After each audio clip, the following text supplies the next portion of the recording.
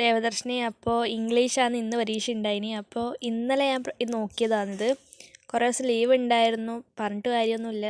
പഠിച്ചിനി ചോദിച്ചാൽ പഠിച്ചിനി, പക്ഷെ അവിടെ എത്തുമ്പോൾ ഇല്ല. കുഴപ്പമില്ല, പാസ്സാവും. A+ കിട്ടുമെന്ന് അറിയില്ല. ഞാൻ ആദ്യം പോയും സ്റ്റോറിയെല്ലാം ആരെ എഴുതിയെന്നെല്ലാം എഴുതി വെച്ചു.